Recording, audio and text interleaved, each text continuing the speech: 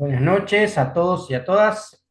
Vamos a arrancar entonces con la exposición de Rodríguez Emanuel. ¿Qué tal? Buenas noches a todos. Bueno, yo elegí una novela policial, se llama No soy un monstruo, de Carmen Chaparro, del año 2017. Fue publicada en ese año en España, Madrid. Eh, la novela se trata de un secuestro de un menor, de un nene, en un centro comercial, donde, bueno, existe un investigador, que es un funcionario, digamos, un inspector, y a su vez otra persona que la acompaña, que Neri de apellido, que figura, ¿no es cierto? Eh, y bueno, durante todo el libro, digamos, relata que diferentes, como quien dice, culpables, ¿no es cierto? Incluso lo involucran a este inspector que iba acompañando a la investigadora. También existe una periodista que acompaña, es una periodista que es profesional, que se encarga también de este tipo de hechos. Y bueno, el libro consta de que, o relata de otro hecho similar, suscitado 2 años anterior a este, con las mismas características, ¿no es cierto? Entonces, todos piensan de que se trata del mismo autor. Y finaliza, digamos, eh, desconcierta a todos, porque la que la secuestra es la madre, digamos. Termina siendo la madre que, contorsionada con todo este tema del secuestro del niño anterior, Nicolás de apellido, bueno, parece que quedó media loca y termina secuestrando a su propio hijo.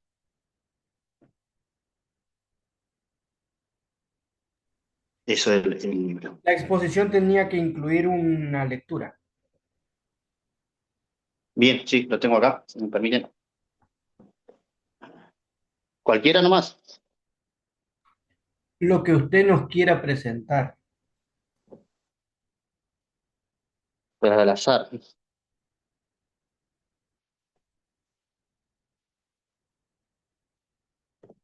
Bueno, conforme iba contando su historia, la chica, aferrada a un bolso, parecía estar descontentando del mundo, desconsolándose de la realidad. Ya no miraba nada, era como si sus ojos se hubieran girado hacia el interior de su alma, en ese bucle externo de desaparición en el que vivía, rebuscando todo el dolor para no remudiarlo nunca más y poder militarlo de una vez por todas sin que regresara nunca. Por favor. Gracias, Emanuel. Bueno, esta última parte queda como poco ensayada, ¿no? Eh, yo les recuerdo al resto, para que les sirva de ejemplo, que la lectura de una parte de la obra que prepararon para hoy, la obra me refiero al libro, digamos, ya sea un cuento, un relato o una novela, tiene que integrarse con la presentación, tiene que estar planeado, practicado como parte de esa presentación y no ser algo más para cumplir la consigna, para que sea parte de un todo, digamos. Por mi parte, eso, el resto se entendió. Yo no conozco la novela y la entendí bien, me parece que la entendí muy bien. Y no me acuerdo si había algo más para decir, pero mientras tanto, Clau, Sí, vos tenés la misma muletilla que yo, Emanuel, cuando tengo que explicar algo y vengo como traída de los pelos.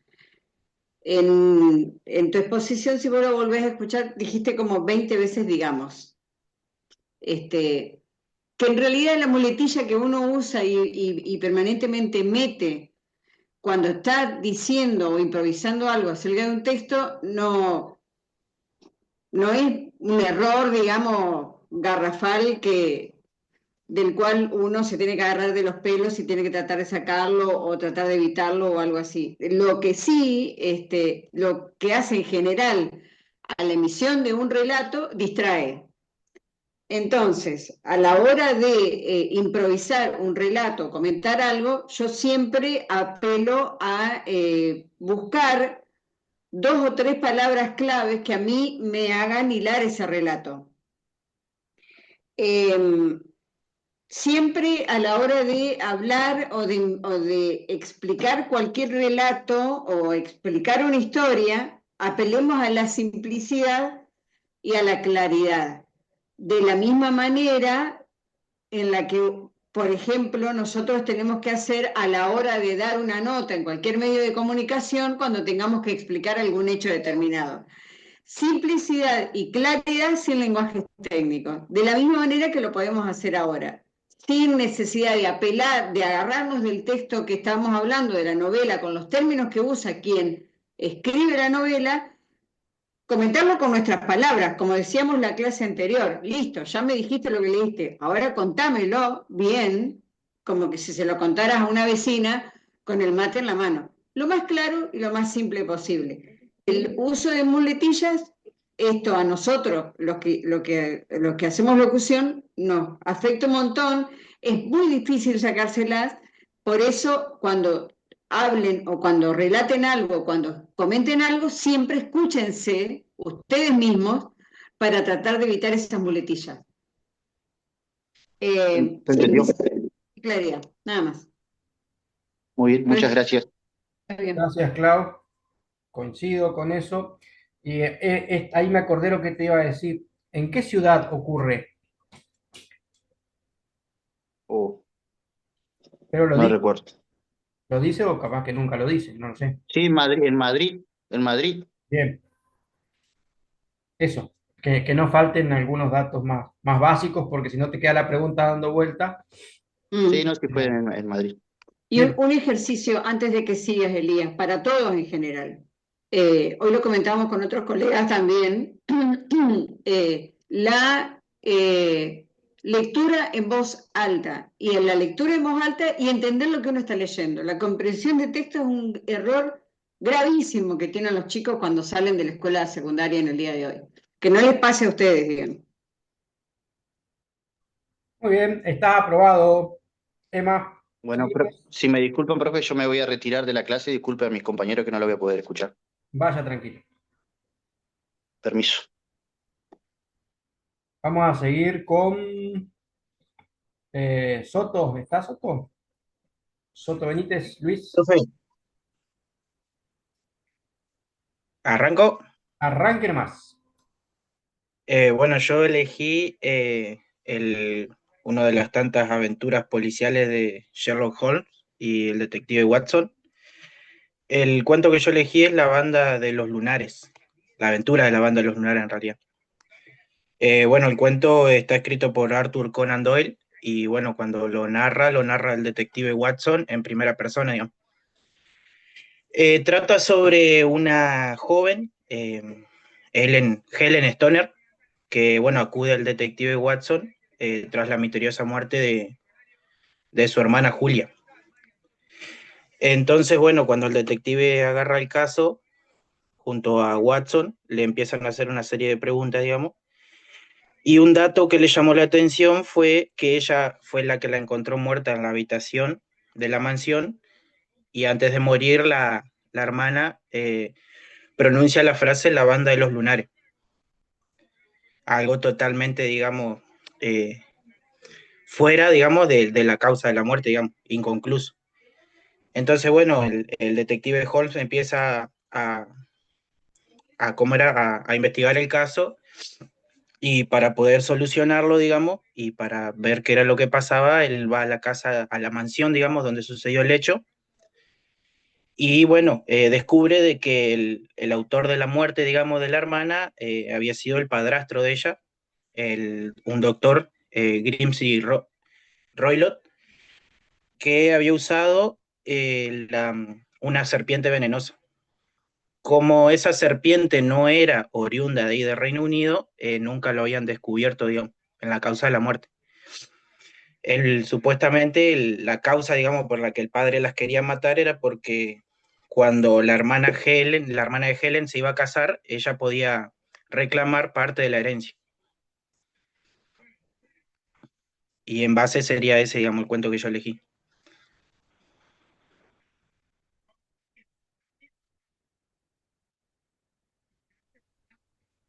Igual que en el caso anterior, está faltando la lectura. Ah, sí, sí. Bueno, la lectura la tengo acá en borrador. Dice, se oyó un silbido tenue, apenas perceptible, seguido de un ruido metálico, como si algo rozara contra el hierro. Mi corazón latía con fuerza. Sabía que aquel sonido era la clave del enigma y de la muerte.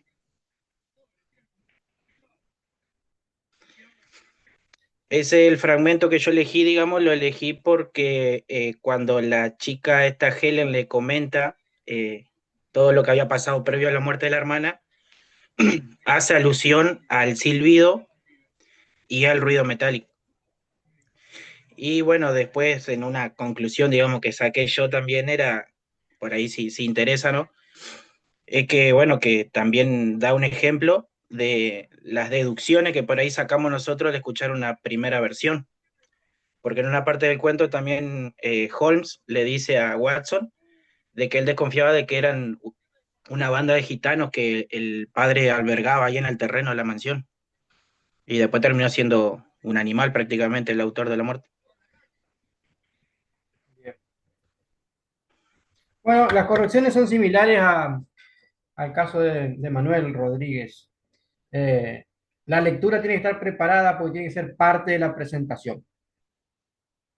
De nuevo, los que quedan, el resto, los que están escuchando, no esperen que yo les pida la lectura, incluyan la lectura dentro de esa presentación. Incluso puede estar al principio, puede estar en el medio.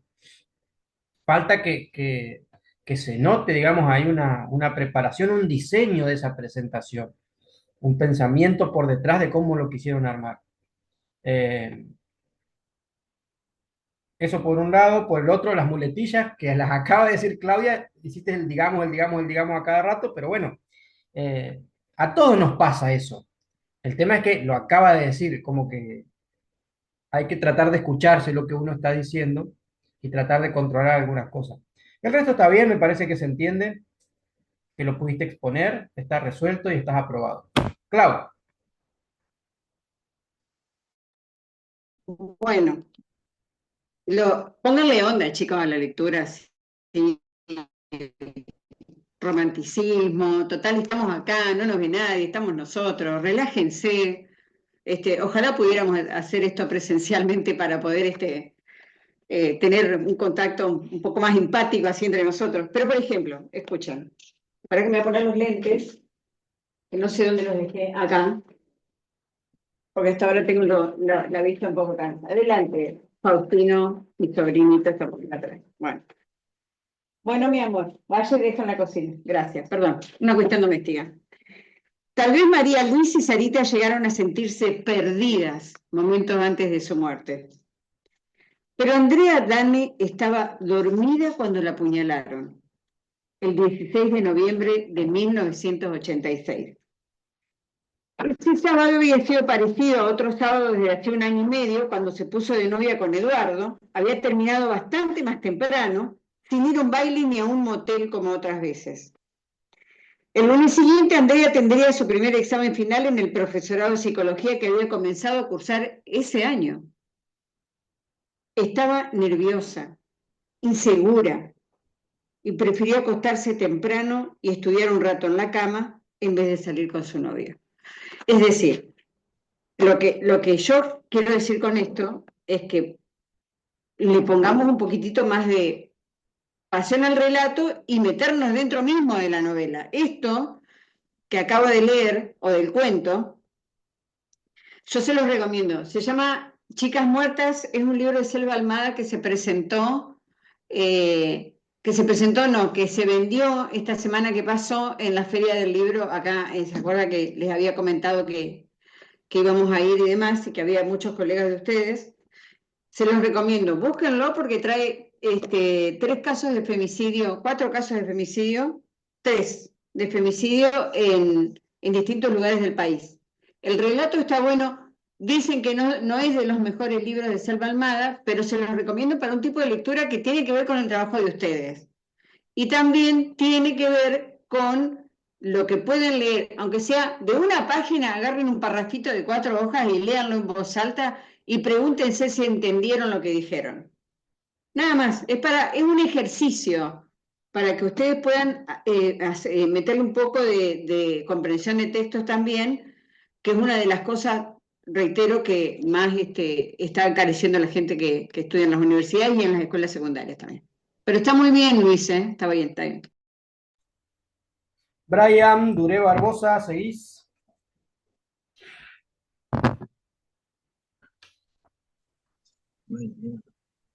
Buenas noches. Adelante. Sí, yo elegí la novela de El sabueso de la familia Baskerville. El Es una sabueso de novela, Baskerville. es una novela de misterio y policial que trata de un perro enorme y fantasmal que aterroriza a la familia desde hace varias generaciones. Cuando Charles Baskerville muere de manera misteriosa, ahí viaja, lo tengo anotado porque no recuerdo los nombres. El doctor Watson viaja al lugar para investigar el caso, si fue una muerte misteriosa o un crimen bien planeado, digamos. De eso se trataría la novela. Y el fragmento para leer es lo que elegí es en la ladera opuesta del páramo, sobre un promontorio de roca, vi la silueta negra de un sabueso gigantesco, con la boca abierta y los ojos encendidos como carbones. No era una criatura de carne, sino una aparición infernal. Ese es un punto clave en la novela, que llega al punto de tensión más alto en la narración, digamos. Muchas gracias, Brian. Eh, Me llama la atención que el doctor Watson es un personaje omnipresente todo el tiempo, es hiper famoso en la historia de la literatura, eh, que no recuerde el nombre, porque es como muy importante que haya No, que leerlo. Me llamó la atención eso, nomás te digo, y le llamaría la atención a cualquiera que tuviera un poquito de... Se ríe, pues. Bueno, La presentación eh, está resuelta, pero me dio la sensación de la presentación se desprende que faltaba conocimiento sobre el tema. Clau, bueno, les cuento una anécdota a propósito del sabueso de Baskerville. Esta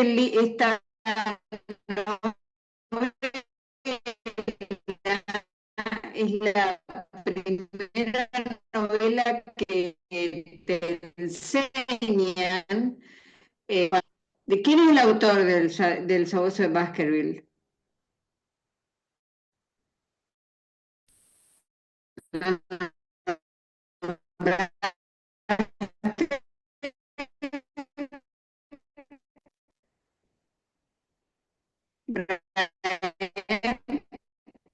No.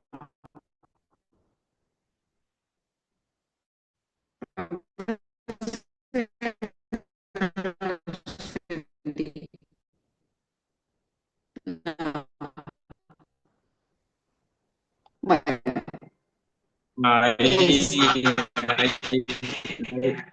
a lo mejor explicado en los traductores de Google o en cualquier otro traductor que a usted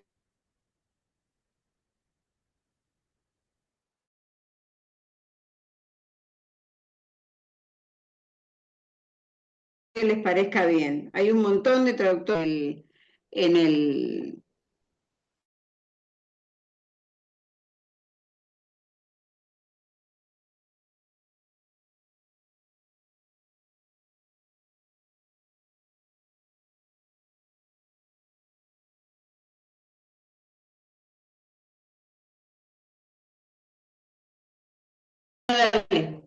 Elías, ahí está. ¿Qué le toca? Porque está Miriam acá que te había pedido rendir última. ¿Sí? Miriam. Te escuchamos si querés, no hay ningún problema si te sacás el problema de encima, digo. Dale. Bueno, el libro que elegí yo se llama Los crímenes de calle Morgue.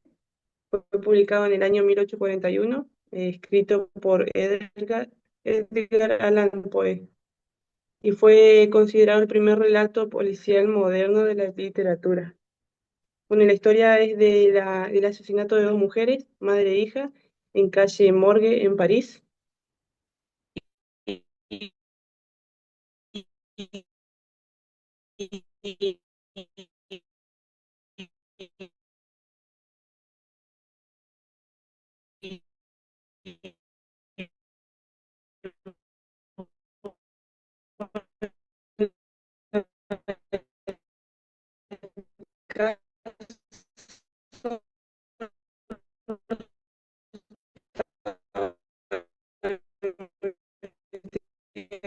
A la policía, pero como no tenía el crimen, el fragmento que yo había elegido del texto, te lo leo, dice, un grito agudo.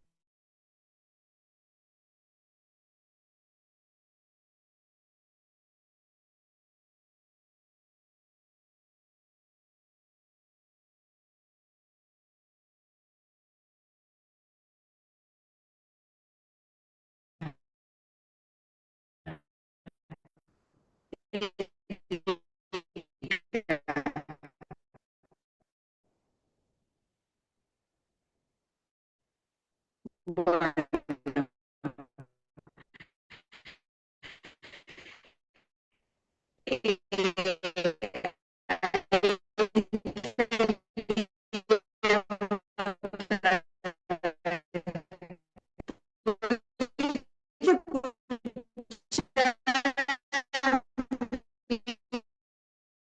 en las palabras. Ahí está, Elías se corta cada rato. Ahí está, Elías, escúchame, apagá la cámara porque a lo mejor se te corta por eso, decía yo. Y solamente quédate con el audio. Ahí está. Bueno, ¿La pudiste escuchar a Miriam? sí, la pude escuchar. Dos cosas para decir que son un poco básicas y que ya las hemos corregido antes.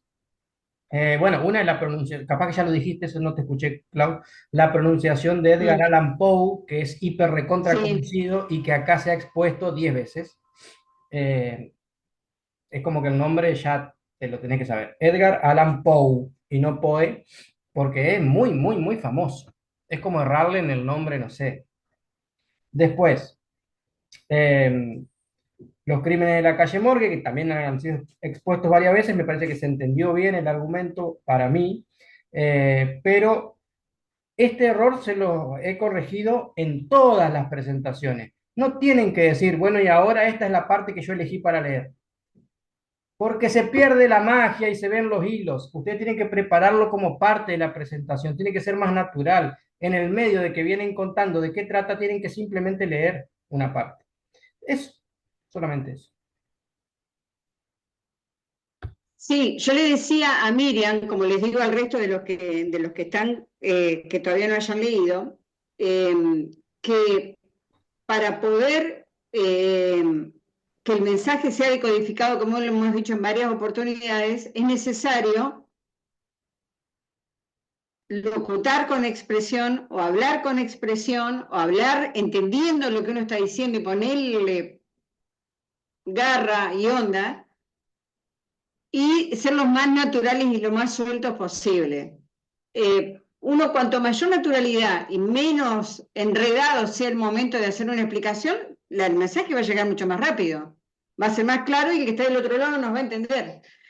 Pero si le metemos mucha muletilla, si dudamos, si decimos, bueno, la verdad que si respiramos mal, si metemos palabras que a lo mejor ni siquiera nosotros sabemos de qué se tratan, ahí se nos va a complicar que el otro me entienda lo que yo estoy tratando de decir. Es simplemente eso, y sí, yo le decía a Miriam Elías lo del apellido, lo de Edgar Allan Poe, y la consulta, ahí tienen un diccionario de idioma, básicamente de inglés, en el caso que es el que más se usa, para poder pronunciar mejor los apellidos que no conozcan. Muy bien, vamos a continuar. Estás aprobada, Miriam, con esas correcciones. Vamos a continuar porque faltan varios y tengo miedo de que no vayan a entrar. ¿Alguien quiere seguir? Si no, yo nombro. Permiso, profesor. Muy bien, adelante, Cami. Pro-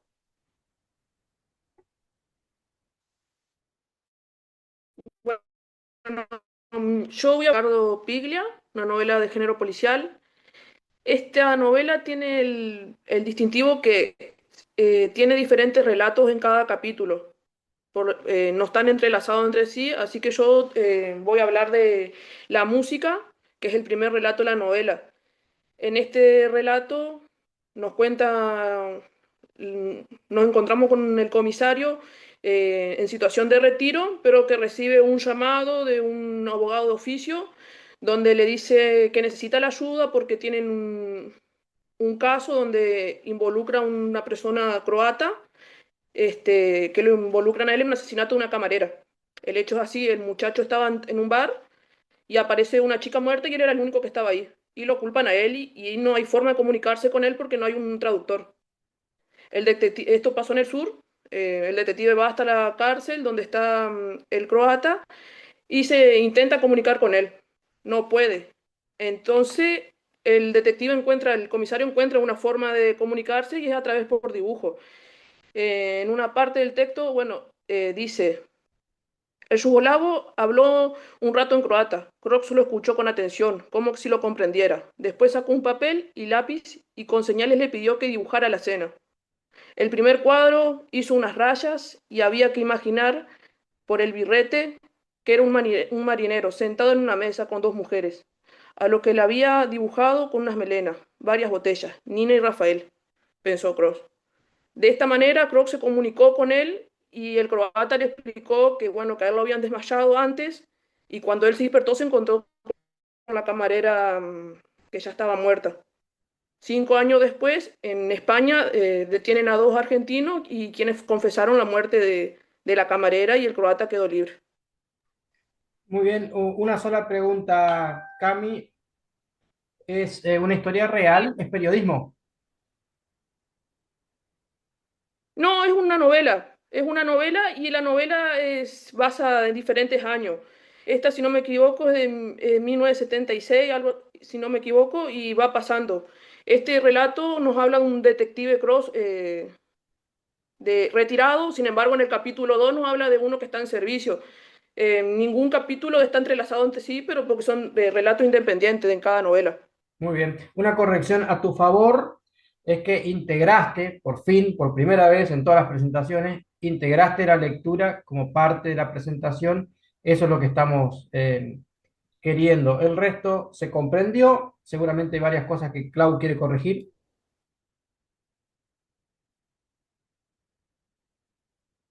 Lo mismo, perdón, lo mismo iba a marcar Camila. A mí me gustó la manera en la que lo presentaste, porque no hubo una diferencia abismal entre lo que venías relatando y lo que vos elegiste como lectura que está en el medio.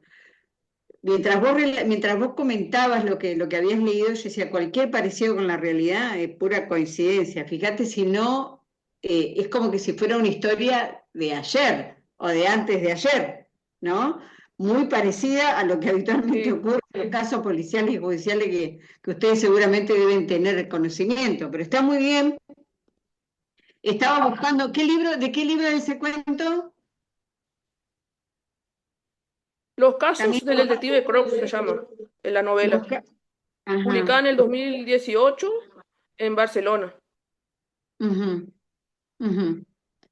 Los casos del detective Crocs. Ahora lo voy a buscar, a ver si me gustó mucho lo que leíste. Los casos del detective Crocs. Bueno, muy bien. Bueno, muy bien. Para mí está bien, Camila, ¿eh? Está bien. Gracias, profesora. Bueno, viendo que nos quedan 3 minutos, me parece que pasamos al siguiente, pues se nos va a terminar la reunión. Klaus, si vos querés usar estos 3 minutos para hacer algún comentario. Eh, eh, No, reiterarles simplemente, pero después vamos a tener otro tipo de conversación. Primero quería saber si pudieron ver en internet el relato de esta periodista que yo les comenté, que si les había gustado, piensen lo que me van a contestar, qué les llamó la atención del relato, si les llamó la atención o no.